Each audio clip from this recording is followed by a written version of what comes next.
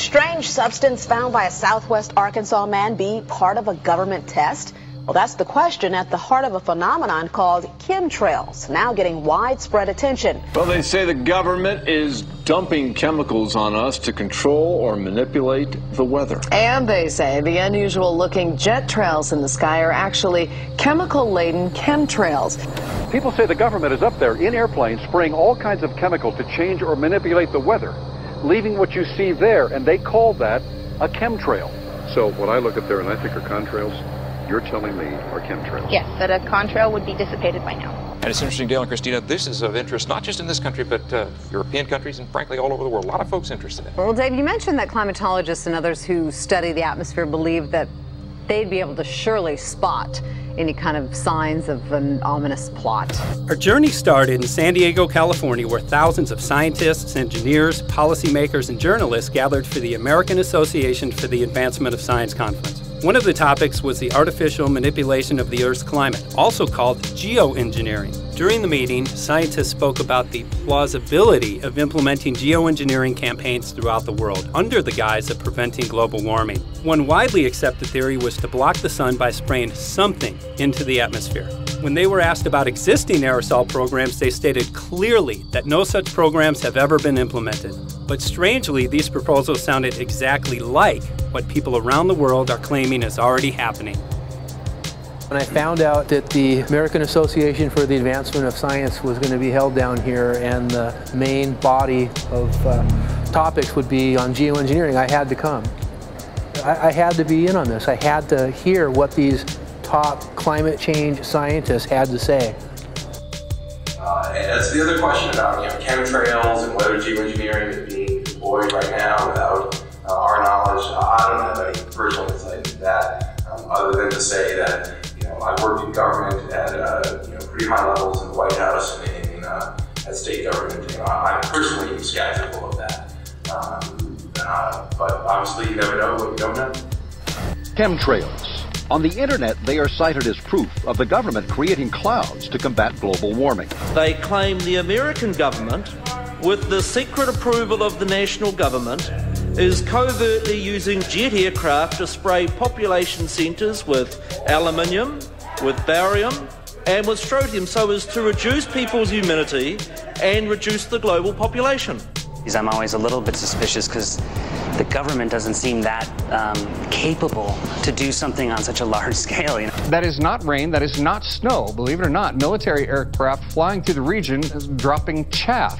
Small bits of aluminum, sometimes it's made of plastic or even talicized paper products, but it's used as an anti-radar issue, and obviously they're up there practicing. Now, they won't confirm that, but I was in the Marine Corps for many years, and I'll tell you right now, that's what it is. And what happens here, military jets, some come out of Key West Air Force Base, and they move off into the atmosphere, and they drop mylar strips. Some could be a little wider, some are small glass fibers that are coated in aluminum. And what the Air Force does is they take their military jets and they dump these out of the aircraft, they fall into the atmosphere, and some take as much to a day to fall down.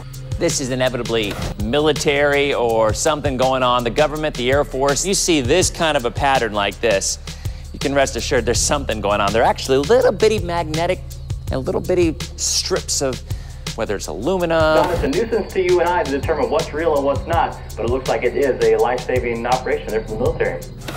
The apparent motive behind this conspiracy theory is one world government. Order, I cannot hear. Mr. Speaker, I want to assure the House that both my ministry and my colleague, the Minister of Health, who have received correspondence on this issue, that this conspiracy theory does not have an iota of truth, and that the trails observed from aircraft simply come from jet engines. Question number 9. Order. And I think what an appalling example it is of the new Foreign Affairs spokesperson for the Labour Party that she's spreading conspiracy theories about the United States government. I think the House has heard sufficient. It is called geoengineering, fighting global warming by putting a chemical dust in the atmosphere and reflecting harmful radiation back into space. We take geoengineering to mean deliberate, large-scale intervention in the Earth system. There are a variety of schemes that have been discussed for geoengineering. A classic example is injecting reflecting particles into Earth orbit. Nevertheless, there might be some good reasons to think about alumina. It turns out, first of all, there's been a lot of work on the environmental consequences of alumina in the stratosphere. The big deal really is that alumina has 4 times the volumetric radiative forcing for small particles as does sulfur. And that means you have 4 times less surface area for the same radiative forcing. And this is a much bigger deal. You'd have roughly 16 times less the coagulation rate, and that's the thing that really drives removal. So you could get away, we think, with much smaller mass fluxes. So that's why we see things like in the use aircraft patent from the '89, they talk about aluminum. And that's why we're seeing in the surface water samples aluminum. And here's David Keith saying that aluminum has 4 times the reflective volume surface area. So they'd like us to think that we're talking about sulfur, but here they slipped up and let it out that aluminum is 4 times better to achieving their ends, and it sounds like it's going to be one they don't want us to know the effects of. The little picture is from a nanofabrication study, which shows you can make very high quality, and do this in just a jet in a very simple way, make high quality alumina particles just by spraying aluminum vapor out, which oxidizes. So it's certainly in principle possible to do that, and there's a big literature that's already looked at that. And you could do that by either building new versions of these aircraft or even re-engineering existing aircraft. So there's some ideas of that. So you go to an engineering firm and you want this done. They don't say this is hard or unusual. They say, okay, yes, we could do it. Aerosol geoengineering looks like it is so cheap that the cost is basically not going to be an issue. That means that implementation decisions will be risk-to-risk decisions. The risk of doing it against the risk of not doing it. And it makes the problem of how we govern it fundamentally harder and different and novel. So I've told you that it's cheap to deliver materials to the stratosphere, and I'm convinced that's true. I don't think that will change. But I think the more we do research, the less easy this will look, the more complicated the environmental effects will look. And that's a good thing, because right now it looks too easy. So I think that if we do more research, we're likely to find out that it's harder and more complicated than we thought, and the side effects are harder to manage. And that's a healthy outcome that will make it easier to do the management. Of course, the opposite reaction is possible.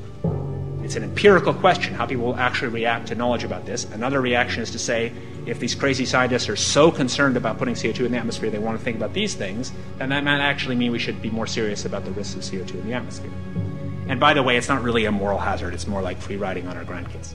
And by the way, it's not really a moral hazard, it's more like free riding on our grandkids. Numerous air quality studies, including from CARB, California Air Quality Resource Board, have named submicron-sized particulates as being particularly harmful for human respiration. Through all the discussions today, I have not heard any mention of this fallout, and has this been studied, and also the effects of a highly reactive metal like aluminum on toxifying soils and waters?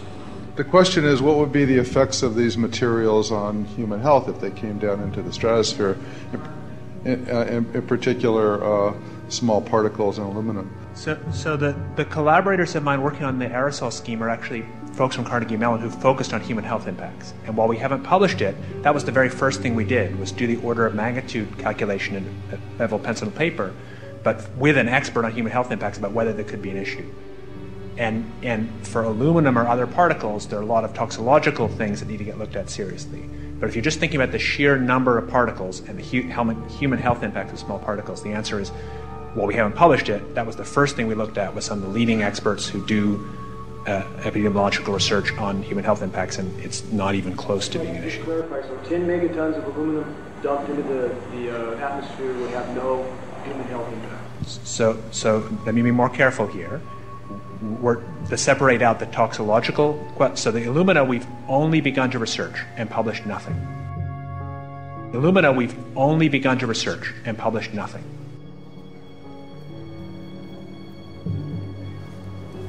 Dane looked at him and he said, so you're telling me that spraying 10 to 20 megatons of aluminum, as you said, would have no human health effects?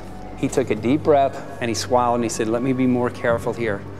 We haven't done anything serious on alumina, and so there could be something terrible that we'll find tomorrow. We haven't looked at it. And that, for me, that was the whole main point of what is going to be coming out to the public. It's the damaging effects of aluminum that are being found around the world in massive amounts. Here's David Keith confronted on this very issue, and he looked, you know, at that point like they just let the cat out of the bag. Mm-hmm. We haven't done anything serious on Illumina, and so there could be something terrible that we'll find tomorrow. We haven't looked at it. They're proceeding because they have an agenda that's separate from trying to thwart this crisis of global warming. You know, there's obviously several other objectives, whether it's depopulation, control, weapons aspects, communications aspects, all kinds of things, you know, wild cards that we know nothing about. We don't really know, and I'm not going to attempt to speculate on exactly what the agendas are, but we can see clearly the agendas are not benefiting mankind. You know, it's benefiting the agenda of the elite. And so I think the question is, how do you draw the line between some activity that is allowed and doesn't need global governance and activities that do require global governance? Dr. John Holdren has agreed to serve as Assistant to the President for Science and Technology and Director of the White House Office of Science and Technology Policy. I look forward to his wise counsel in the years ahead. My personal opinion is that we have to keep geoengineering on the table. We have to look at it very carefully because we might get desperate enough to want to use it. So what would we do if in year 2040 or 2060 there's a severe climate crisis, say widespread famines or Greenland sliding suddenly into the ocean? That the only plausible way in which we could start the Earth cooling this century is to directly intervene in the climate system, say by putting particles in the stratosphere. We do stuff in the stratosphere all the time, of course, and so it's not as though the stratosphere is absolutely pristine.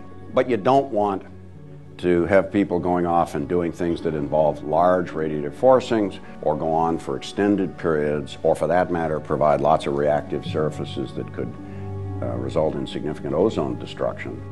You know, maybe I'm putting a particle into the atmosphere because I'm trying to make money, or maybe I'm putting a particle into the atmosphere because I'm engaging in scientific research and trying to understand cloud physics, or maybe I'm putting this particle into the atmosphere because I'm trying to make it rain locally to seed a cloud and get more snow on our ski slopes. And this obviously raises all kinds of questions.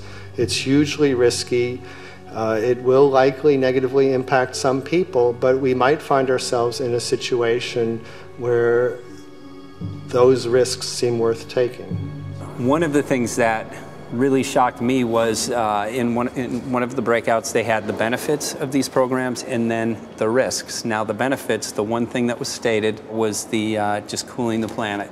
You know, some of the risks were ozone depletion, droughts in Africa and Asia.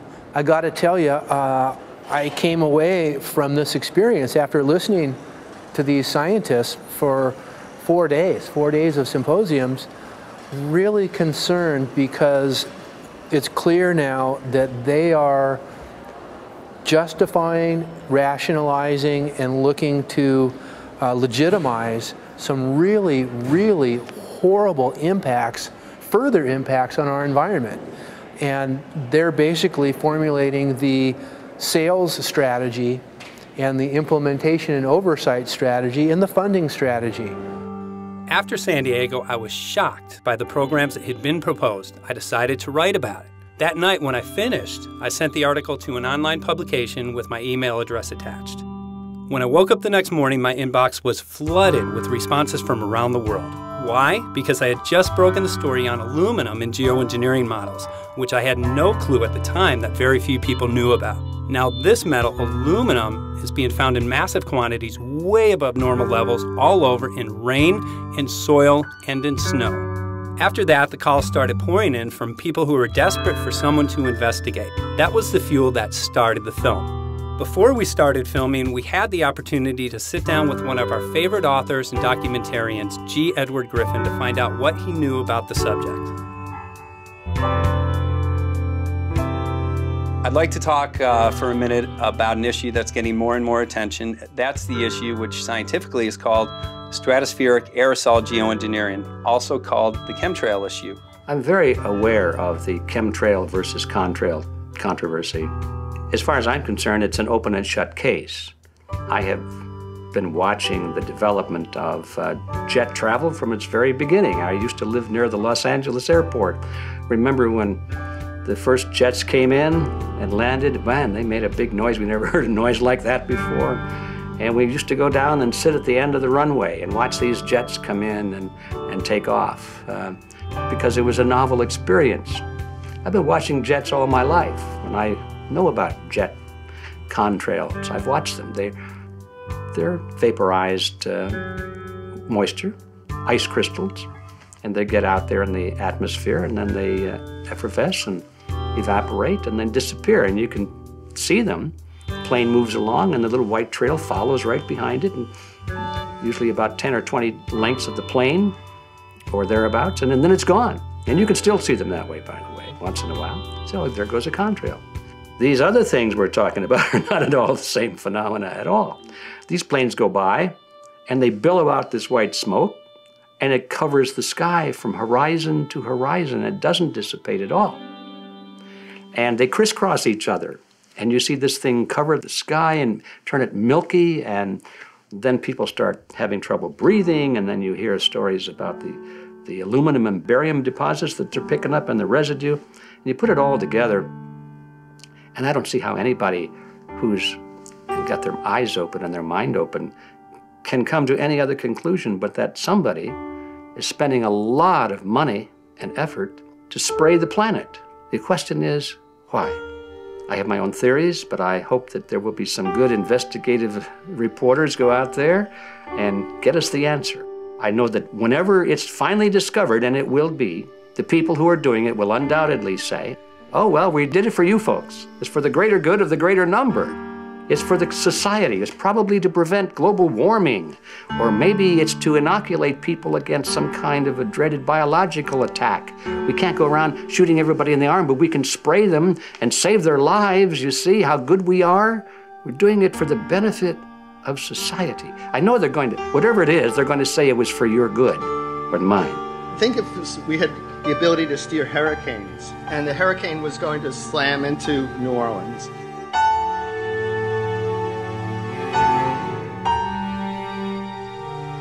And let's say you could steer it so it would hit Mississippi instead, where for 100, that means I would be willing to more or less kill 18 Mississippians to save 1,800 New Orleanians.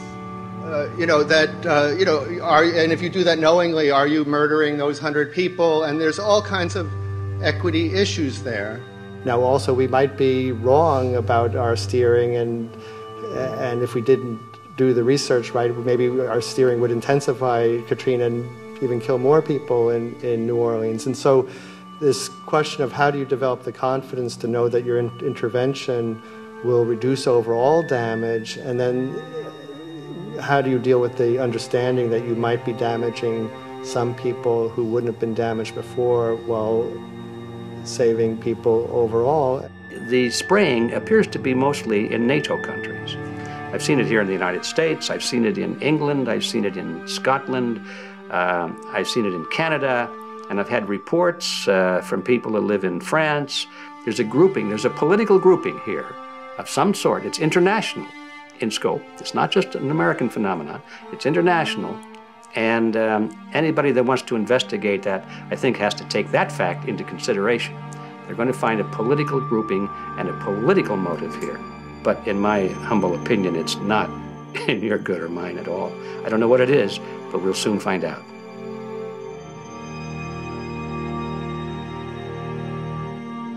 I'm sure that if you follow the old advice, which is follow the money, you'll come to the answer sooner or later. Soon we realized that we all shared the same need to get this information out there, to share with the public, to let people know what is being done. Ed felt so passionately about the issue, he offered to help us. Well, the main thing now, since it looks like the budget is going to be met, is to get it done well. We don't come off the tree knowing any answers at all. Yeah, we're not scientists. We're just asking questions, exactly. And we've got to be very skeptical about the answers. That's it's totally accurate, totally honest. Why can't people see this? They're not hearing it. They don't know. The facts are not being presented to them. We're very lucky, you know that? Look at this opportunity that's been dumped on us. I know. Opportunity. It's, well, this is going to... Yes. It's, This is going to be a battle, I know that. Challenge and a battle, but I mean, why are we here if it's not for that? We're going to go to a short break with DJ Foxy. Can't go to get hold of Morrow, so it's going to be you for the moment. I'll call him again. So. Sounds good. I saw the sky crisscross with chemtrails, and I can't remember if it was in LA or if I was on the road, but I had looked up one day and I thought, look at that. That's not the flight path, man. That was a grid, a regular grid over the city, and I couldn't believe my eyes. Milky white clouds. And, you know, it all seems very obvious, and now the evidence of what we have on the ground with the aluminum, the barium, strontium, and with what we see in the patents and what the geoengineers say are going to happen, I mean, for the everyday Joe, this is a slam dunk. This is a very delicate moment for the powers that be, because they're taking a covered-up operation like the tropospheric aerosol program, or chemtrails, Project Icarus, whatever, it's had many names over the years, and they're making it overt into a geoengineering scientific shield to deflect sunlight, because global warming's out of hand. So at this very moment, the belly of the beast is right above us with no armor. Whether people believe in chemtrails or not, the geoengineering should be scary enough. And when people learn about geoengineering, chemtrails will then become apparent because they're the same. So you're talking about a global conspiracy here. Geoengineers propose doing this on a global level. Off to Redding, California. Guess this is the second step after the AAAS meeting. We'll see what we find.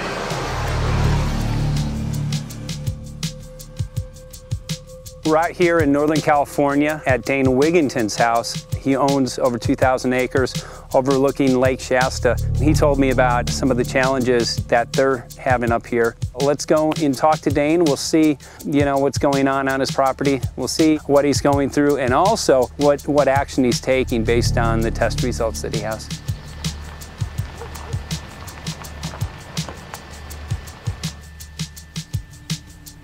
As you know, I have a background in the energy fields. I worked on the first solar plants in the continental U.S. in the early 80s. My home was on the cover of the world's largest renewable energy magazine, so this is my background. My goal has been to alert the public there is a mountain of toxic material falling on us, period. Before about 5 years ago, our skies were typically blue, and now you see it's covered with lines and haze. And virtually nothing you see on the horizon, nothing you see in the sky above us is a natural cloud. I mean, it is virtually all the remnants of these aircraft lines that you see fanning out, spreading into clouds, artificial clouds. But the sky is a very dirty look to it. There's not the white cloud, blue sky that we had only a few years ago, but it looks like there's some sort of massive industrial activity or forest fires burning over there. And we see that typically every night. You see even down to ground level, the clarity drops off significantly, and we don't see that except for the days when we have these long, lingering trails that spread and cover the whole sky, and on certain days you can see these trails actually dropping vertically like a veil.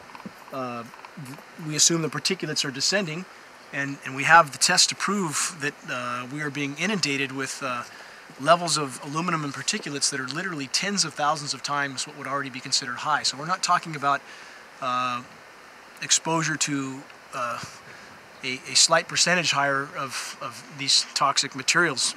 We're talking about quantities, for example, off the side of Mount Shasta. If you can pan back, that's a landmark in Northern California, considered to be a pristine water source.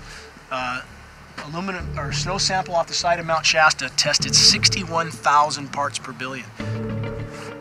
This is just ordinary snow water, and people are drinking this stuff when they're hiking on the mountain. And remember, government action is required at 1,000. This is 61 times over the government limit, and our hikers are drinking this poisonous water on Mount Shasta Mountain itself. Barium, 83. Strontium, 383. So this summer, the people climbing are drinking poison. Basically. I certainly wouldn't want to drink 61,000 micrograms per liter of aluminum. And again, we've already seen in 5 years soil pHs in this area that have escalated 10 to 12 times, and we can prove that conclusively. Well, this is not speculation. We can prove conclusively that these metals have been in the rain. We have duplicate samples. Bachelor of Science in Forestry, International School of Forestry at Missoula. Master's in Zoology, specialized in aquatics. 35 years with the U.S. Forest Service as a wildlife biologist. And before that, several years with the USDA Soil Conservation Service as a soil conservationist. Also have run the botany programs, range and grazing programs. And I continue that today. Right now I do a lot of master gardener consultation work. When I started this garden back in about 2005 or so, the pH here was 5.5, 5.6. This is the old soil survey of the county. You can look at the page right here. This is my soil right here. It's a Dietz 125, 126 here at my house. And here, the soil reaction pH should be between 4.5 and 6.0. And over there in the pure mud, it's even a little darker. It's 6.8 right there. And what can this do to plant life and ecosystems? Well, you haul one of these things out and you start looking at the little things that are crawling around the soil. A lot of times they aren't there anymore. The little soil arthropods that you can barely see on a microscope, you can actually see movement with this. Little tiny macroscopic, look like little moving pieces of dust. Those start to go away. They're not gone entirely, but they start to go away. This is black oak acorns. You know, this is pieces of cedar wood. You know, come on, folks. This should be very acid, and I'm getting 10 times higher than expected. There's something really wrong here. But you can see all those reports, lots of them. Have over 20 reports here. Well, at least 20. I'd say it'd be closer to 30. All revealing dangerous amounts of aluminum and barium. You know, the science is there that something funny is happening, and the naysayers say, well, so what? Isn't neutral good? Well, no, neutral's not good. Neutral is not good. If your soil is supposed to be 5.6, it should stay 5.6 if you want the forest to be healthy. And if you want to grow a good garden, you have to keep your pH around 6.0, 6.5. I think that we just need to wake up and just look at what's happening, because we can't just ignore it, because it's going to get worse and worse if we just keep ignoring it and pushing it away like, oh, that's nothing. There was mason jars, and they were brand new, sterilized, and that's what we catch the rain in. And then there was a HEPA filter that we tested the air with. Okay, so you caught rain and then you basically filtered air. What did you find? Aluminum and barium. Here's another test that's revealing 375,000 parts per million aluminum, barium at 3,090, and strontium at 345. Yeah, that's from a lined pond. With EPDM fish-safe pond liner. There is no chemicals, manufacturing materials at all in that pond liner that's available to the aquatic life. It's designed for that purpose. The well that feeds this pond has been tested and retested. ND, no detectable aluminum, 0. The only other place this pond can receive water is rainfall. We are located on a filtered, forested hilltop, miles and miles and miles away from any industry, highway, and so forth. After several heavy spray days, there was a film that we received formed on the surface of the water, and we tested that crust, and it was aluminum and barium. That after a year and a half's accumulation had 375,000 parts per billion of aluminum in it. It's literally toxic. We can say conclusively that what we see in the sky matches expressly what's outlined in numerous patents, and the materials on the ground match those patents. This material was not there 5 years ago. It is a recent phenomena in the quantities it's in. It has escalated in some cases 50,000% in 5 years in the case of aluminum. From our original baseline reading of 7 parts per billion, which was already high, it has escalated up to 50,000% in 5 years. And we've seen profound changes in that time. Dr. Leonard Time, PhD in chemistry, I cross-checked with him And he says the oxides of aluminum, barium, and strontium will drive your pH into the from an acid soil like this up into the neutral. There's no question about it. And that's exactly what you see happening. Wow. I have a doctorate in inorganic chemistry from Oregon State University, in which I was working with different metals and oxidation states, and then did a postdoctorate work at Brandeis, where I was working stabilizing off-oxidation states of different metals. The goal is to sort of figure out how everything fits in the dynamic equilibrium of life. I was working with Francis up in Mount Shasta, and he showed me some rainwater analyses that had to do with levels of aluminum, strontium, and barium in the atmosphere. So I feel the major toxin in these chemtrails is the aluminum. And from the levels we were looking in at Mount Shasta, this is totally, totally unacceptable. When you get to metals and biological systems, you're no longer talking about the bulk aluminum that people think about when they're drinking from soda pop cans and that. So once it gets to the aluminum oxide stage, it just forms a plaque within your arteries and shuts down life. When you take elements that normally aren't out in the environment and you start putting them in the environment, it raises some serious red flags. Aluminum is a very specific, nasty and biological systems. It takes that site and it never lets go, and it shuts down the site, and that's it.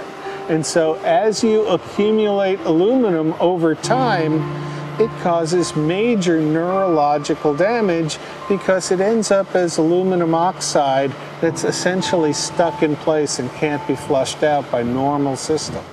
At the core of everyone's condition, there's always some level of toxins. And aluminum is known to have cancer-causing effects. The half-life is decades. I think that we should be working on taking more of these toxins out of our environment instead of adding more toxins in. It's very concerning that if we add more toxins to our environment, that will be increasing the rates and risks of cancers. Even one patient is not worth it. So sad that they would consider putting aluminum in our environment to affect something when they could be causing so much more damage. Wherever the material is coming from, it is there. The amount of metal falling on us cannot be disputed. Absolutely, this is not speculation. The amount of metal in the last 4 years, as I said, have increased to a degree of thousands of times, and California Air Quality Resources Board has studied the aerosols from China. These metals are not amongst them. Mike, the reason I've chosen to focus so primarily on this issue is I feel all other issues are secondary. What could be a greater priority than not being able to walk out your door and take in a breath of air without sucking up heavy metals? If our land base is being poisoned, if our waters are being toxified, what will we have left to work with? Whatever we choose to focus our time and energy on, whatever our political beliefs, that this is a common ground for all of us. We must have air that we can breathe that's not full of toxic chemicals and metals. We must have water that's not completely laden with whatever is being emitted from these aircraft. And if people stopped to consider that the atmosphere is as thin as a layer of paint on a basketball, it is an extremely thin layer that allows life to exist on this planet, to simply treat it as a physics lab and experiment with it until it is broken beyond repair is folly of unbelievable proportion. And if people understood that this sort of experimentation not only is going on, but has been going on for a very, very long time. Going back 50 years, there's been countless climate manipulation, weather modification programs that the vast majority of the public is completely unaware of. And if they think that this is not true, that certainly that somehow they would have known if it was occurring, I would ask them to look at things like Agent Orange and the things that governments do because they can, because there's no one to stop them, because they have these huge military machines that want to control everything. And in fact, the government's own document, perhaps you may have seen, it's available to any online, is called Owning the Weather, an expressed goal of our government, and not just our government. He told the Associated Press that the American government has created weather tampering techniques so that the New World Order will be able to starve millions of Americans and to control the rest. There is weather control techniques. Number one, the entire patents on the equipment. Number two, Senator Claiborne Pell's complete statement and story of his own that not only does it exist, but that we even utilize it as far back as the Vietnam War. Well, Murph, we're going to do what we can. Let's see what we can do. You got the scientists behind you. The scientists are with you, so at least this scientist is with you. I may not have $1 million budget, but I've got enough to show that something's dreadfully wrong. You got it. All right. So Arizona will be this Monday, the 21st. Senator Johnson up in Show Low. So we're going to be in the car hole a long time.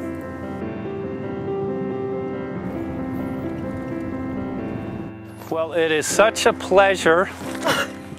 This is such a nice place back here, I'm telling you, Michael. But you know what? We love it. It's so private and it's so quiet and peaceful. And please come in. My name is Karen Johnson. I served in the Arizona State Legislature for 12 years. I was in the House for 8 of those years and in the Senate for 4 of those years.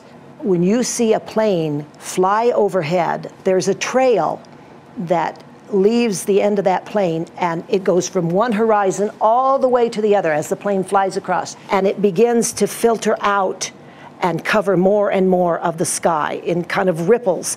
It widens out and fills the whole sky. I mean, how could anybody think that that was the case? And then to live and to be underneath that and know that whatever is in that is falling down upon you and upon your animals and upon the earth. And I mean, it's frightening to me. And if people don't start really waking up and facing the fact that we've got people that are doing terrible things to us, and we had better wake up and fight back now. I mean, I'm the mom of 11 kids. I've got 35 grandkids. I mean, I've got a stake in this. I care about what is going to be left for my children. I care about it, and I'm extremely worried about what is going to be left to them.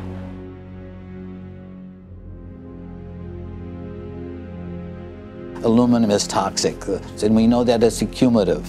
And we know that we're getting more. So we're absorbing it in the air, we're drinking it in our water, so we are accumulating more. So the thought of more aluminum being dispersed in our environment in the way that you mentioned is very frightening to us and very disturbing to us.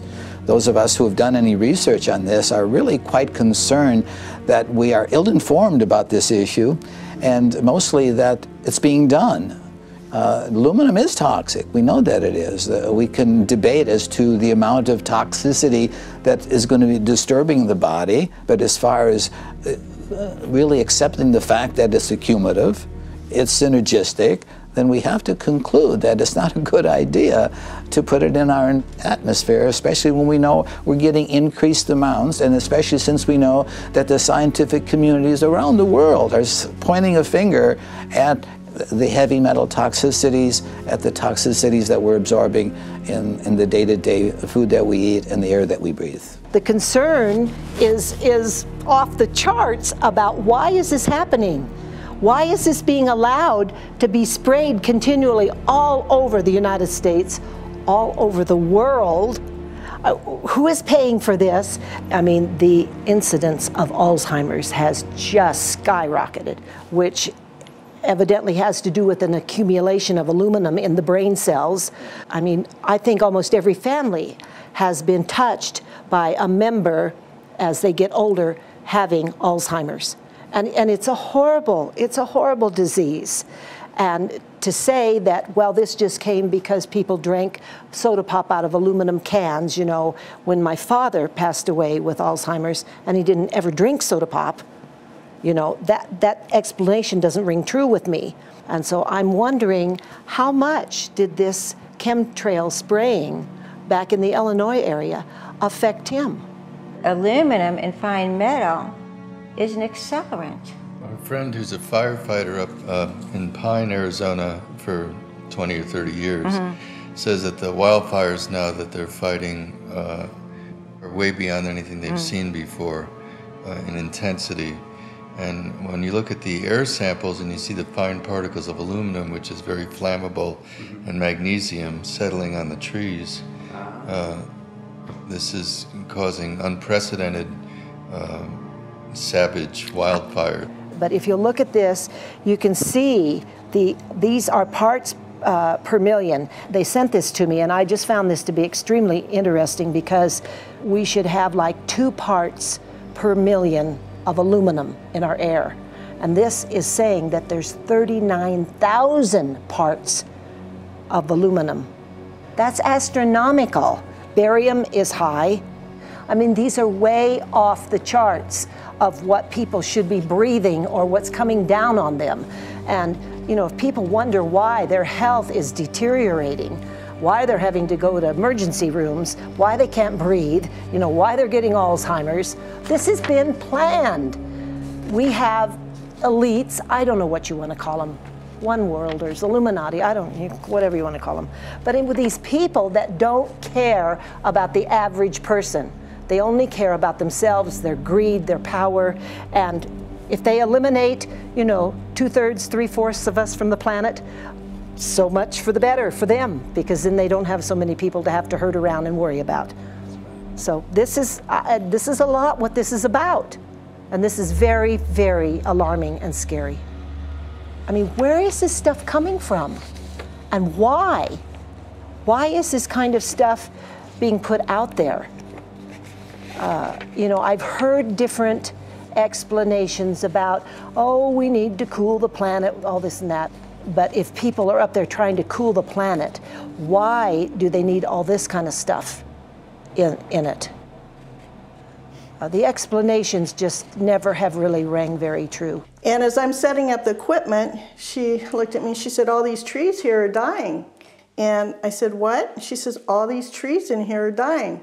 So I thought, well, I'm going to test for aluminum, because that's one of the key things in the programs that we're talking about, and titanium. And I took some of this bark sample and tested it, and it came back positive with aluminum and titanium. Then I started traveling around California, noticing the same thing. In Lake Tahoe, there was a lot of the same type of bark, all through Sacramento area and Davis. Just about everywhere I went, I was noticing this silver white bark. What I think is happening is these chemicals are getting down and destroying the roots. And then as they come up, they're going out into the bark. Those 2 right there are the ones that are just, it just hurts so bad to see these 2, because look how old and big they are. We probably lost 40 trees right here on our 10 acres. Every week, every other weekend, we'd see another tree that was beginning to die. And I mean, it's just so sad, we'd just cry. And to think that that might have something to do with it, along with their other explanations, would really, really frost me. Every time you lose a tree, you know, it's not good, it's just sad. And there's another one over here in this little group of trees here. Don't you feel better when you stand up and fight than if you crawl down in a little hole and go to sleep? You know, I mean, my gosh, people, your families are out there, children are out there, your grandchildren. I mean, you've got to do something to help.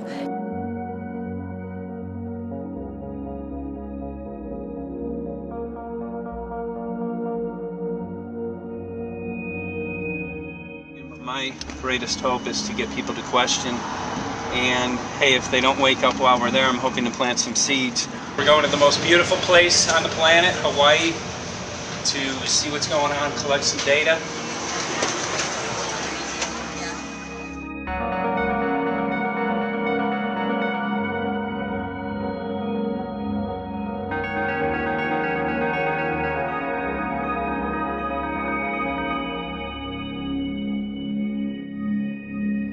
Thank you for having fun with us. Hope you enjoyed the trip. Have a great vacation and welcome home if you're lucky enough to live here. Thank you.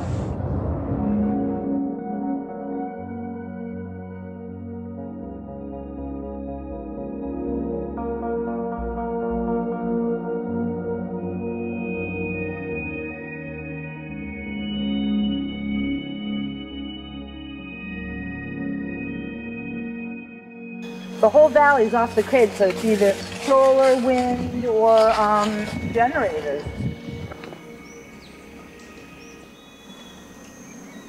Look at this, man. Yeah, the mind can't even conceive of a dream of this. Right. Yeah, right. Even coming here, and one would never think, you know, in paradise that it's getting destroyed. And they're doing it island style. They do it off the island, right? They do it off the island, so they don't, you know, you don't see the chemtrail airplane. The theory is that they're spraying the ocean, offshore, and it's coming in on the. And it's coming in. Now these are coming from the west. They're also spraying on both sides today. A lot of this stuff is actually chemtrails coming this direction. There's material that's blocking. We should be able to see to the horizon, you know, where the Earth curves, because we're high enough and we have the ocean, right? So we should be able to see. We should be able to see the Big Island. It's only 30 miles away. And you can see it's not a blue sky behind it. That's the key. It's all, you know, has that kind of weird looking blue, like silver blue, I call it. And this is a nice day. You know, there's no more blue sky. The night, we're gonna look at the stars at night, and it's like, you'll see, you can count them. There's so few stars at night now. There should be hundreds of thousands of stars, and I can count the stars.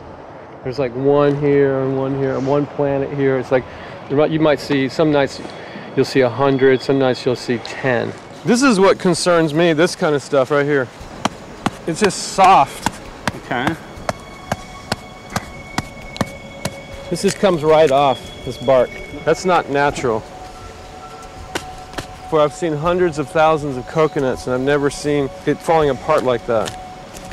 Look at this, you guys. I've never seen anything like this. I used to trim trees all the time on the Big Island. I've never seen anything like that. That's why I'm concerned. Not an easy task that you have here on the island. I could see the skepticism because it is so far beyond anybody's reality.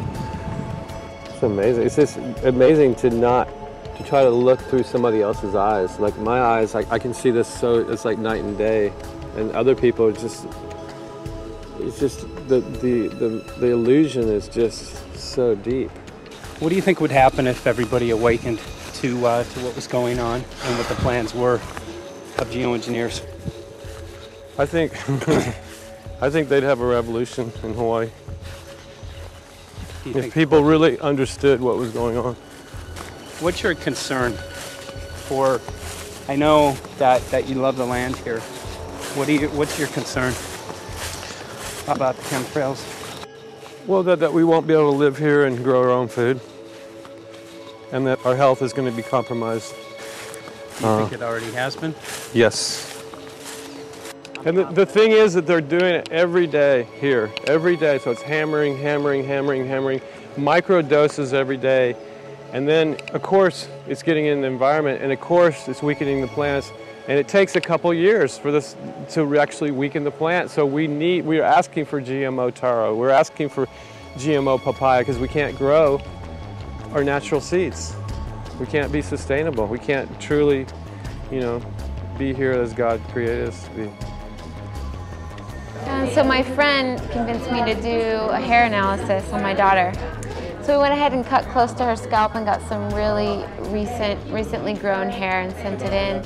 I was just sure that my daughter's hair was going to be so clean with the lifestyle that we live. And lo and behold, it came back and her levels were really high in aluminum. This is the chart here. This is the reference range, and this is where my daughter is. 23.1. Aluminum. The skies are covered with a white mist, and I look up at night anymore and I don't see the deep, dense stars that I used to, and I can't help but think this obviously has something to do with my daughter's health. I don't know where else these heavy metals are coming from. Yeah, I mean, look how old she is. Yeah. She's been isolated here. Here, and she's... Here. Anybody looking at the situation would be like, this is paradise. This child should be like superhuman. Organic farm. And here you are getting all this heavy metal stuff. She has highest level aluminum on the chart. Never had a vaccine either. Folks, these people are playing God. They are playing God. They're manipulating the weather and they're spraying stuff into the sky. They are trying to geoengineer everything, including your plants and trees and your ocean. Well, tonight, we're just hoping that instead of not looking at it, you start looking into it, because I really believe from the bottom of my heart that we are in a real crisis. I really do. They are proposing dumping 10 to 20 million tons of aluminum into the upper atmosphere. What does aluminum do? It changes the pH of soils, which is toxic to plant life. Also, it's very toxic to human health. Are they doing it? Well, let me tell you about my experience and what we found. We have much evidence that not only suggests, but I believe prove that they are happening. Jeff, what's going on? And as I promised, we're joined right now by a very special guest, Michael J. Murphy, currently on location in Hawaii. He's working on a documentary film called What in the World Are They Spraying? Michael, welcome to the program. Great to speak with you today.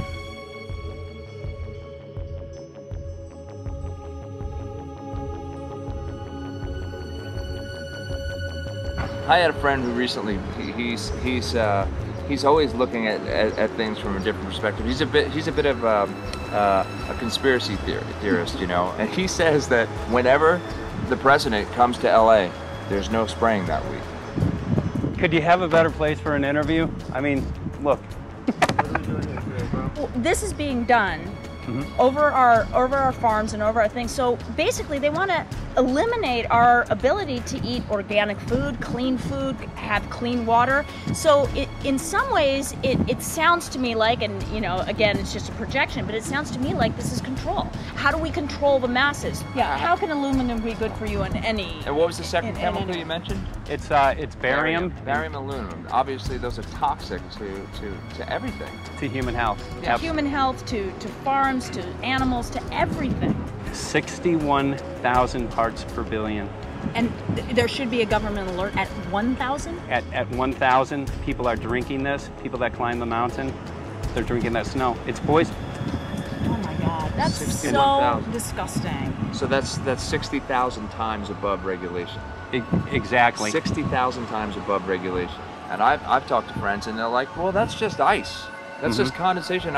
And I'm like, you can talk to a second grader. Ice doesn't float in the sky and spread out that way, you know? You're not an expert, but you're a concerned citizen who said, wait a second. Who's actually doing the research. Yeah, you're doing the research, and that's what we need to do as Americans and say, you know what, I want to know what's going on. I want to know what the FDA is doing to my food. I want to know what the government's doing with my air, my water, and the soil. And, you know, it's just great what you're doing. And I just, my kudos to you for bringing light to this subject. Put all of the theories aside, just what geoengineers are proposing and what's being found is scary enough. So we can just address that. And I encourage more people to just step up and ask questions and do what he's doing. So thank you, Michael, very, very much. Aerosol spraying aluminum affects everywhere, and we have a beautiful tropical climate which I believe might be in jeopardy. So we wanted to not only come and bring the message of what people were finding around the world, but encourage people to test for the aluminum, strontium, barium. Essentially, I think it was an effective trip. I saw a lot of people here in Hawaii, in Maui, awake and not only curious, but willing to look into this deeper, and that's my only hope. This is one of the boldest moves, I think, from Ed Griffin yet. This is the taboo topic that nobody's supposed to talk about, and that is aerosol spraying. Now, we've got tons of documented proof of errant aerosol spraying. It just blows my mind that the whole essence of humanity has always been to look up into the sky and ask why. Though there are no limitations, there is endless space, an endless universe. Now, in the 21st century, we're not allowed to do that. Anyone who looks up and sees the giant grids and the X's in the sky that weren't part of our existence until just a decade or two ago is somehow called a kook. And the people that are the best and biggest proponents for the revolution and for liberty, they don't want you to talk about it because you could discredit them. It seems to be an industry that's being built up to milk the taxpayers by undergoing some kind of a giant global spraying program to make all kinds of money on the project. And they don't seem to care really what effect it has. They're not trying to experiment to see if humans can survive it or anything like that. They just want to get this stuff up. And then we discover, as we're going further down the line, that there are companies generating genetically modified organisms, seeds, modified seed crops they're being engineered to resist the aluminum in the soil. And a lot of crops won't grow in that. And so now, after they've messed up the soil, all the farmers were going to have to go back and buy seeds that have been genetically engineered to resist the aluminum that have been put into the soil. And all of a sudden, mankind is completely dependent upon these companies like Monsanto and other giant agricultural firms. You can't even grow natural seeds anymore. And we're looking at that. It's a shocking thing. I hope we don't find that that's true. But all the arrows right now are pointing in that direction. We get into cost-benefit analysis here because there's also HARP could be involved in this. Geoengineering, as you guys mentioned, which is documented heavily in Dennis Kucinich's bill, that is the Space Preservation Act, which, by the way, I don't think got through Congress. And then Kay Bailout, as we call her here, Kay Bailey Hutchinson, also put together some legislation in order to qualify geoengineering, which, again, is supposed to save us all from global warming. But it is cost-benefit analysis because they can benefit on so many different levels. Ed, that's how they do everything, isn't it? That's right. And, there's an old adage, if you just follow the dollar, follow the buck, you get to the source of the problem. And it looks to me like there's a tremendously profitable industry being built up right now around this concept of geoengineering or weather modification or reducing global warming and all of these other things that can be sold fairly easily to an unsuspecting public. They all say, oh, well, that's good. We don't want global warming, And so they put up with this, and they don't question, they don't criticize. But behind the scenes, you see a whole industry being built up, which is, as I say, tremendously profitable. And the money for all of that is coming from the taxpayers. And it's a scam is basically what it is. We're just focusing on the one area that is real easy to prove. There's no speculation in the area that we're going into. They definitely are doing this geoengineering. They definitely are talking about it. They're working up formulas for it. They're putting together strategies for it. They've got funding for it. Everything is in place. We don't even have to go into those other areas to make the case. Okay, let them believe that, but at least they must understand that there's no question that they're talking about it and planning to do it. And so shouldn't they be equally alarmed about what they're going to do if it can be shown that barium and aluminum and some of these other toxic metals are very destructive to the planet and destructive to human health? Isn't that enough? How many issues do we need to crank into this? And so, if you're going to kill the planet and kill the population, do we need any other reason to be alarmed? What in the world are they spraying? Thank God people are asking this question. That's all we want. We just want to be able to ask these questions. Our good friend G. Edward Griffin, all these years, Mike Murphy and Paul Wittenberg are doing this great effort with your help. This is a community effort to get people real information. What in the world are they spraying? Any final quick comments before we're out of time? And my only final thought is that we asked the question, what in the world are they spraying? And we now know what it is. And folks, you're not going to like it.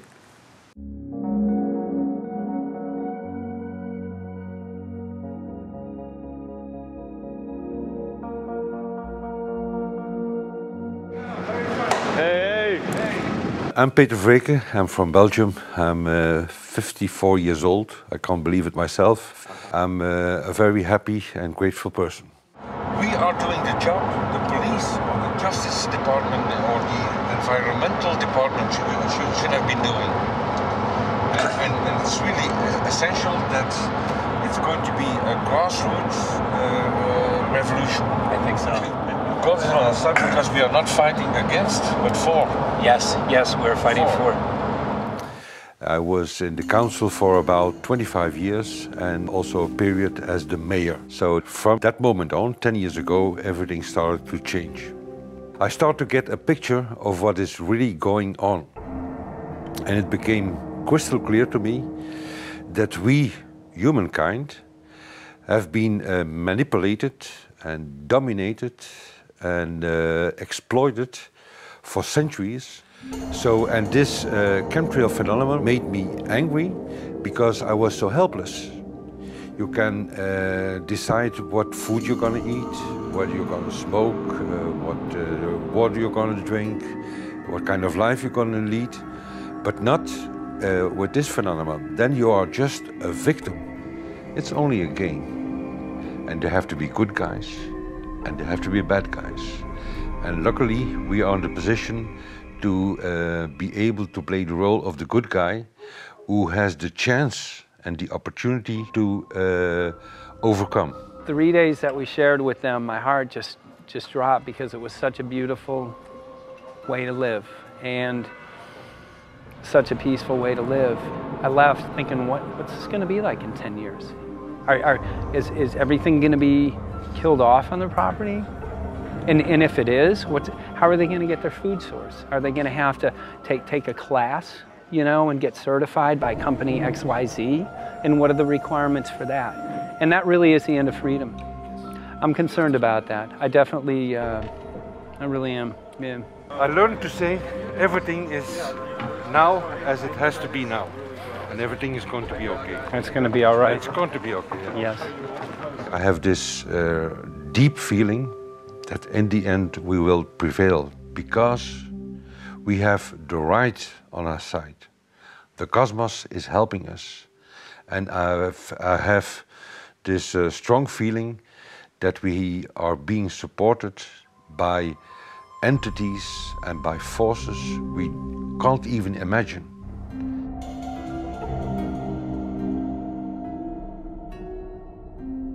Here for the first time we have this scientific proof that we are being spread.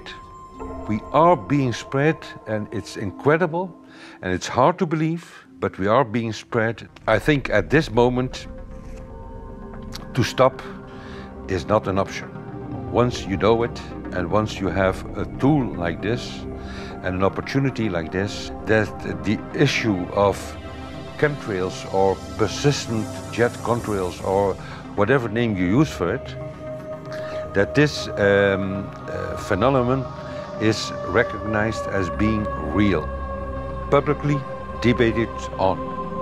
In the context of geoengineering, I think it's high noon to bring this to the public. This is what the sky is supposed to look like. These are old paintings. We forgot this, I'm afraid. In the years that I have been a medical research journalist, I have looked at many things, and I found the same three issues in whatever I'm looking at. And that is that we are being dumbed down, we are being made sicker, and we are being made infertile. Citizens gathered from around the world in Belgium for the first International Chemtrail Symposium. The event attracted leading professionals, politicians, and activists who discussed the health, environmental, and social implications of these programs. Today it's only going to be about facts, documents, figures, patents, licenses, everything that brings us to the truth. We have no other weapon against this vast complex than exposing and bringing their dark works in the light of the truth. We have the hope that by our efforts, more and more people will become aware of the fact that we are deceived by our leaders. So today, we, as a family, join forces with the people who publicly made known to the world that chemtrails are not a conspiracy theory, but a conspiracy fact. From the Technische Universiteit Delft in the Netherlands. Ladies and gentlemen, please welcome Koen Vermeeren.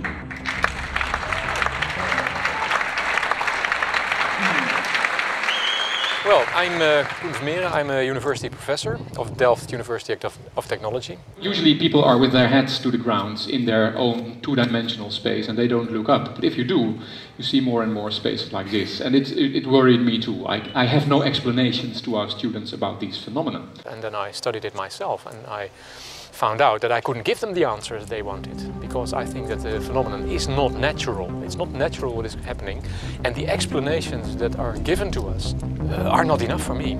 If you look at them from a scientific point of view, the first thing a scientist does is trying to explain something. Because I'm smart and my students are not as smart yet, so I have to give them answers to questions. But if you ask most scientists honestly, they cannot answer all your questions. If people are using climate control over our heads, I want to know about it. I want to know the consequences, I want to know the health impact, I want to know everything. I need, as a teacher in my university, to give answers to my students. And they have good questions. And I don't have the answers, and I want to know. Excellent. And we should discuss this. Ladies and gentlemen, for here you in the auditorium and for all over the world, Michael Murphy.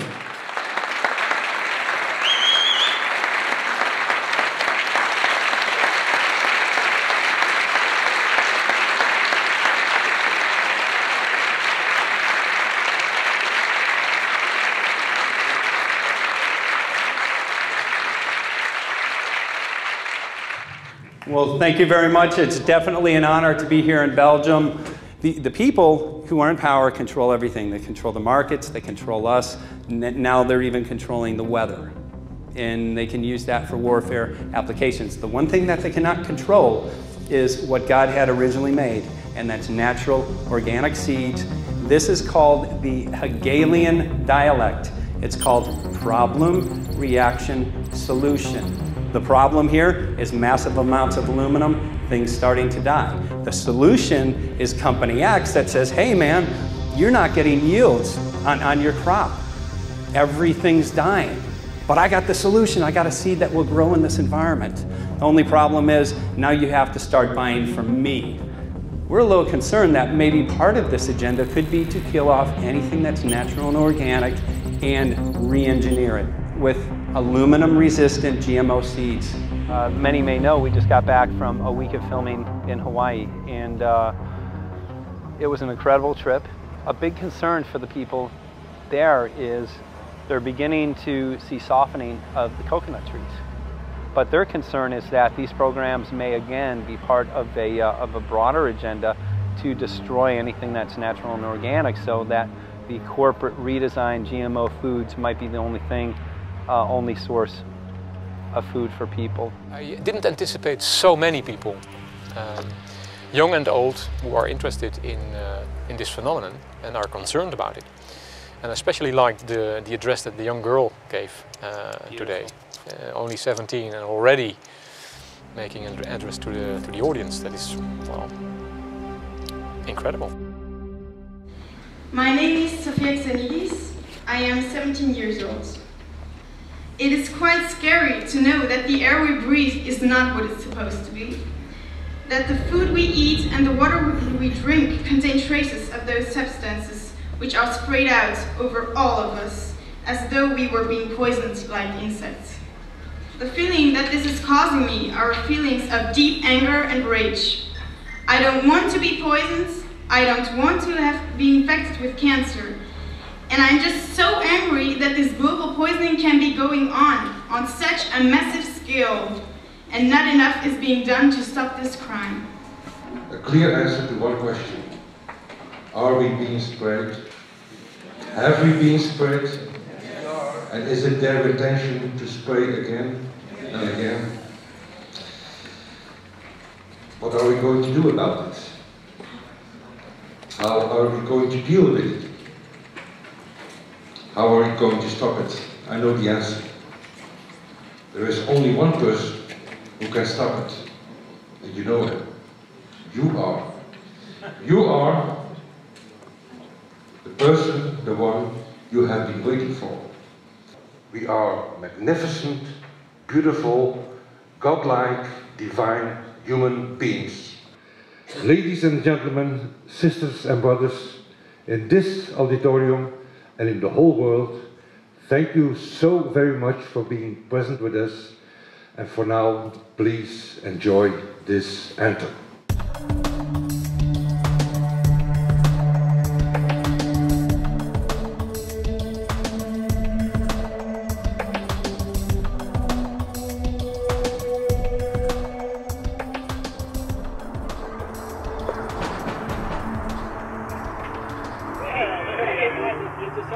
Hey, good to see you. Hey, right on time. Come on in. So, anyway, I'm glad that the weather's been good for you fellas so far. Just think if we were doing this in the wintertime, you might, if you're going to Washington, D.C., you might run into snow. Thank God we're not. That's right. You know, it's interesting because of the different weather modification programs. There's something like, I think, right around 32 in the continental U.S. alone going on. So the theory is that geoengineering is in part weather modification. You know, Mike, that's a very good point. There are so many subsets connected with this issue of geoengineering. People are writing to us all the time with information about the connection to global warming, the connection to weather modification. Some people think there's a connection with Morgellons disease. Others think it's kind of a means of transmitting electromagnetic impulses from the HAARP antenna system up in Alaska and Siberia. Boy, it gets your head spinning. And each area, I think, is worthy of investigation, but we have so little time. I think it's wise for us to stay focused on just the aerospraying and the toxic effect of these chemicals and the destruction of the planet and the damage to human health. What more do you need than that to convince people that we have to put a stop to it? So to stay focused, I think, is our mission on this one.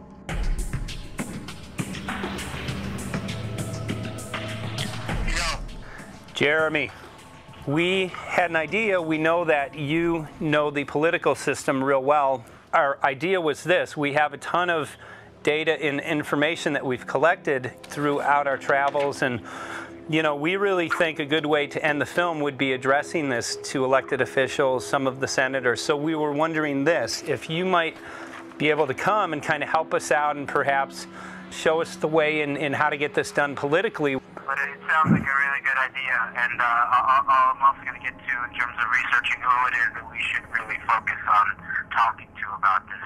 At the very least, if we could make it impossible for them to claim that they don't know at this point, we can strip away their plausible deniability that they haven't heard of the data that points to geoengineering stratospheric aerosol operation already going on. At the very least, it should be very interesting to go to District of Criminality and put some people on alert. Yeah, you have a lot of enemies in Washington. That's where all the power comes together and the money, you know. So there are people there, I'm sure, that just don't want us to do this job. But I'm glad you're going, and you'll find out.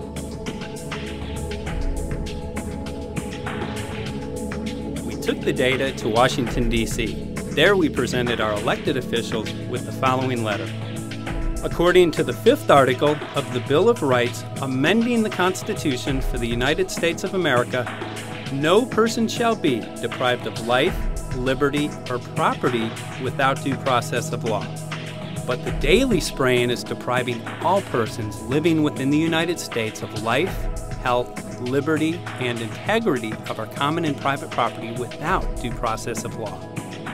As a representative of the people of the United States of America, we insist that you do everything in your power to protect us and immediately put a stop to geoengineering spraying at once. There exists no justification, legal or otherwise, to poison the planet and its inhabitants. Now suppose that space aliens arrived on, maybe they're going to land at the UN headquarters down the road here, or maybe they'll pick a smarter spot. But suppose they arrive and they give you a box, and the box has 2 knobs. One knob is the knob for controlling global temperature, maybe another knob is a knob for controlling CO2 concentrations. You might imagine that we would fight wars over that box, because we have no way to agree about where to set the knobs. We have no global governance, And different people will have different places they want it set. Solar engineering is like chemotherapy. No one wants it. But we all want the ability to do chemo and to understand its risks, should we find ourselves with dangerous cancer. How long does it last up there? The lifetimes are years.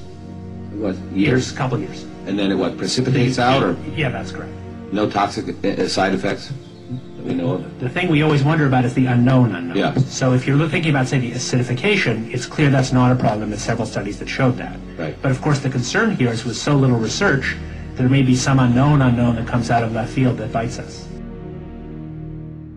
My name's Mike Murphy. I'm a filmmaker in from Los Angeles. We're covering an issue called geoengineering. Okay, thanks guys. Senator, quick question about the issue of geoengineering. I'm afraid I don't know what you're talking about. And wondering if you were supportive of geoengineers' proposals of spraying 10 to 20 million tons of aluminum into the atmosphere. I should really get a briefing paper on it before I give an opinion. Oh, not a problem. Are you aware of the issue? Not completely. At all? Because, okay. Do you have a letter from constituents, and people have concerns? Yeah, We're making a documentary about the I don't know, you guys have credentials to be here? Yes, yes, we do. We pass through security as well. Endowed by our Creator. I think so. Please don't touch me. Please don't touch my property. You're lying. No, why? What did we lie? What did we lie about, sir? No, we're not. What are we lying about? Lying about what? That was a little unusual, huh? I haven't heard that, no. You're not aware of it? And it appears that these programs have already been deployed. You know, I haven't looked at that proposal, and so, why don't you let me review it? I can do that. Are you aware of? Actually, I'm going to go. Yeah. Let me go ahead and get that. I will take a look at this, and I will act accordingly. General, I'm sorry. This program, this openly covert program of the aerosol spraying, stratospheric aerosol spraying, geoengineering, using tons of aluminum, spraying it up in the sky. I have no idea what you're talking about. Okay. Commonly called chemtrail, sir. When you were the head of NEMA, did you see the aerosol trails? Mike Murphy, filmmaker in Los Angeles. Hi, sir. And we're covering an issue called geoengineering, and wanted to know if you're supportive of geoengineers' proposals.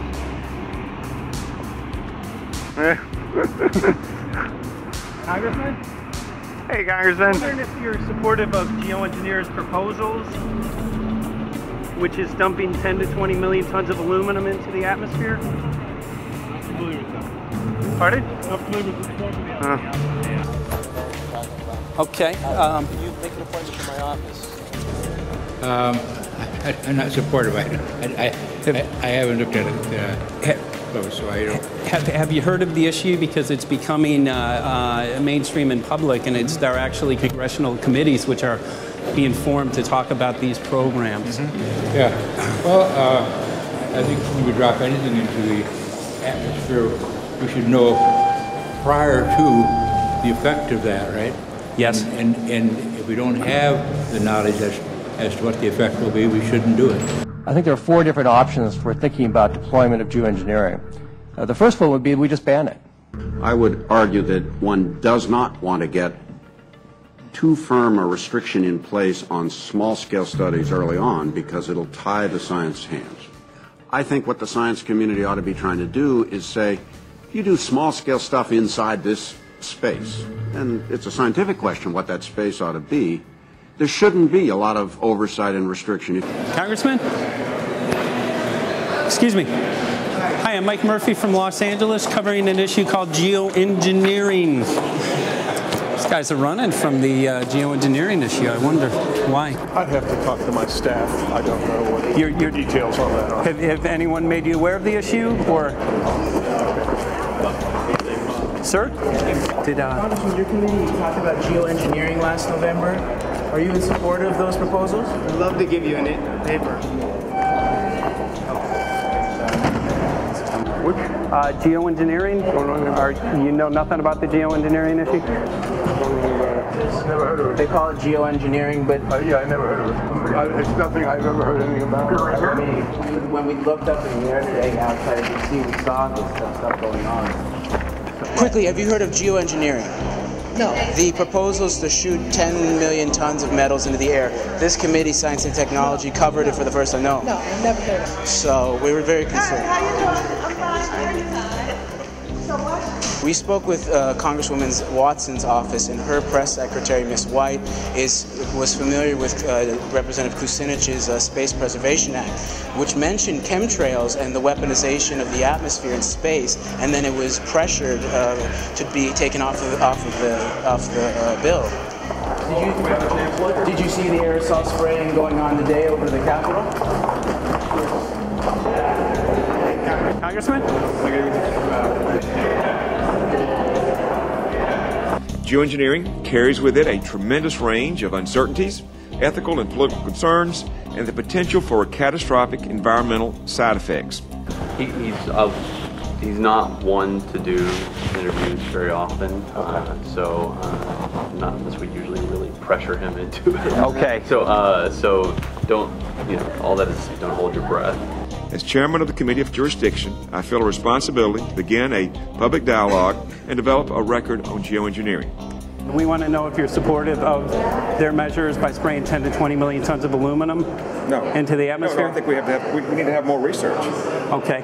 And about the issue of current deployment, there's literally a mountain of evidence that many people believe proves the deployment of these programs. Any knowledge of that? No, there's certainly not a mountain of evidence, but I do support research into geoengineering, and I also support looking into the international governance of that. Okay. I hope anybody that has studied it knows, at least I think, that it's a radical proposal, and I hope we don't have to use it, but there may come that point in time where we do. Now, if we could provide you with the evidence that suggests that these programs are and have been ongoing, would you be willing to address this publicly? We've had about 3 or 4 hearings on it. We have addressed it publicly. Well, not about the proposals, but about the current deployment of these programs. Citizens. I don't support the current deployment. I think we need to have more research, and they have consequences that go beyond one nation, and so I think that there needs to be governance to that. Governance is not simply an issue of deployment, but governance before deployment in terms particularly of large-scale scientific fieldwork. I concede that on this subject and in general, it's not popular to talk about global rules. And when these people started talking about the need for UN Security Council oversight, a supranational environmental security enforcement with a strong mandate by the UN, it really was clear that they're looking for a global power behind the manipulation of the environment.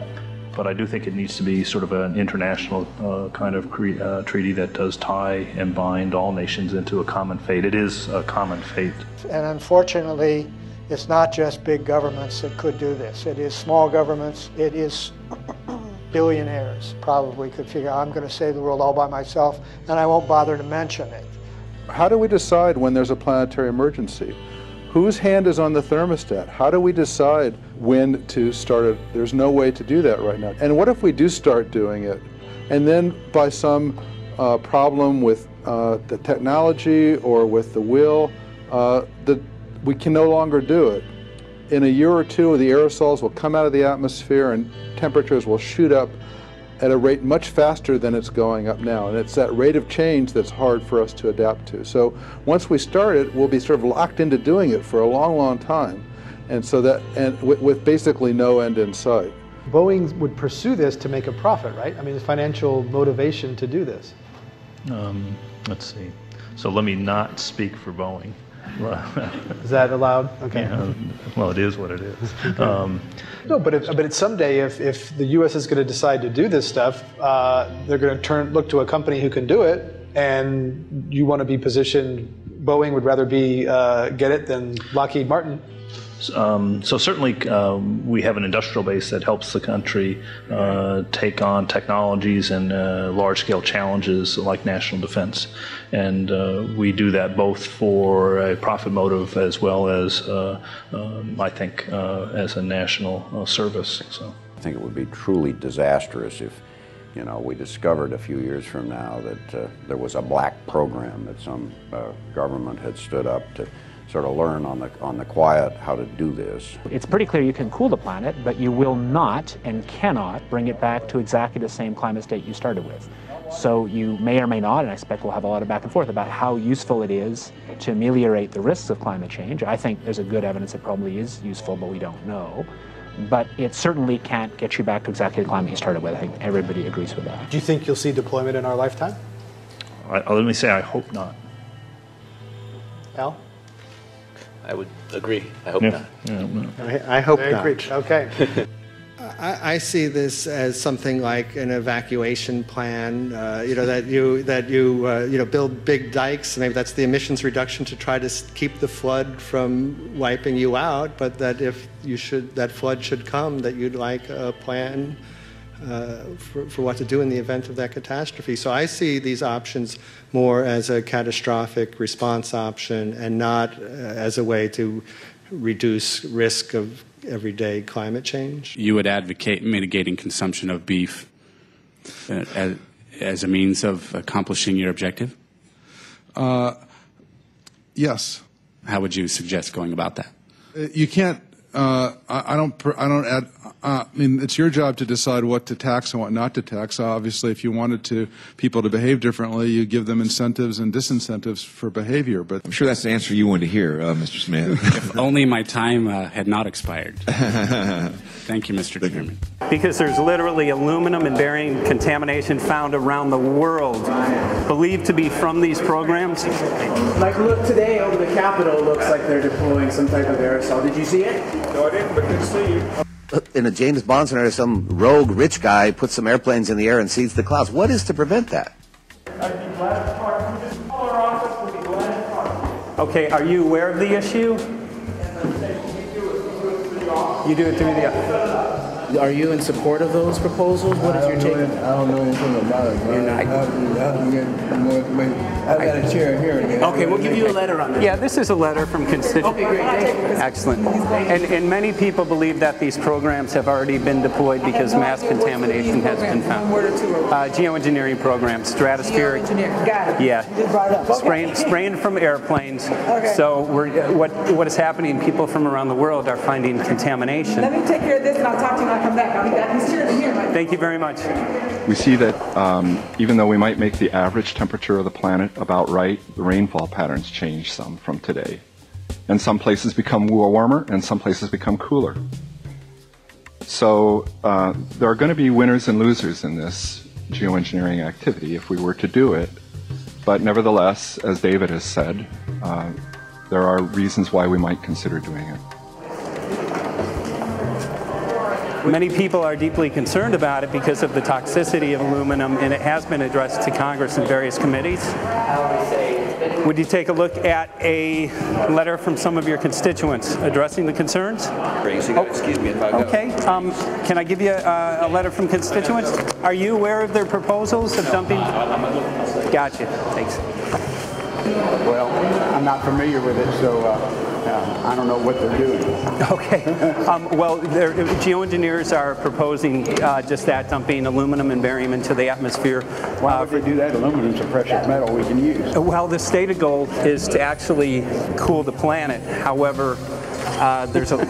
Sounds strange. Right, exactly. So they're proposing dumping these metals into the air to block the sun, essentially. We're here just to find out what members of Congress are. I hope we would have a strong hearing on that before we decide to do something. I would hope so. And there's plenty of evidence that not only suggests that these programs have been deployed, because we're finding contamination of aluminum and barium on the rain, snow, and soil. Okay, thank you. Thank you. LA County has seen a 200% increase of Alzheimer's over the last decade. Tons of ground and water samples showing high levels of aluminum all around our state. Why don't you give me all the information you have? I have some very good people I will assign it to. Okay. And if you get it to Mr. Lavelle, we will He's get got it my to card the and right... send me an email and Yeah. we'll take a look at it. We'll be in touch. Okay. We are investigating this, and there's literally a mountain of evidence that suggests that these Okay, programs are move going that on. mountain over to us. You Let got us it. take a look at it. And look up, Thank keep looking you. up into the sky, and you'll see some of it. Oh, okay. You will. You All can see right. the aerosols being sprayed out of airplanes quite a bit. Okay. So thank you. Yeah, the future of humanity is definitely dependent on it. So we're counting on people like yourself to take some proactive steps. So thank you very much, guys. You're very welcome. Appreciate Thank it. you. Thank you. Right.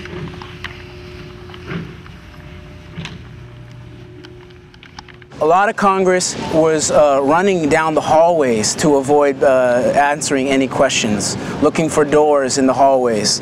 So apparently the war is against all of us, and we're all in a hostage crisis.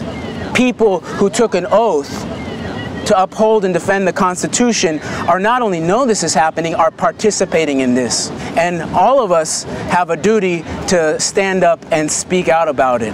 Why is the water being contaminated? Why is the soil being contaminated? Why are aluminum-related diseases going up? And it's affecting all of us, and thus we all have the duty to stand up and speak out and get educated and stop this. For our own sake, for our children's sake, it is a crucial moment in history right now. As human beings, we need to decide whether to live on our knees while being sprayed and poisoned every day, while being under a continual threat, or whether we are going to stand up and live as free human beings and seek truth, justice, peace, and freedom for all of God's children. So as you can see, we're ending our film here in Washington, D.C. We've made many public officials aware of this. Most of them either denied any knowledge of this, or they simply were unwilling to address the situation with us. So as you can see right behind the White House, we do have aerosols behind us. The spraying has continued. What is the solution? Is the solution here in Washington, D.C.? Clearly, this is one of the solutions, but the solution is not only here, the solution is within you. This issue affects all of us so deeply. So you need to look inside. Please get active, get involved, start spreading the word with growing awareness. About 90% of the population, we believe, is unaware of this issue, which means 90% of the people who normally might do something if they knew are not doing anything because they are unaware. So please look into your heart, use whatever skill you have to get the word out. The future of humanity is dependent upon it.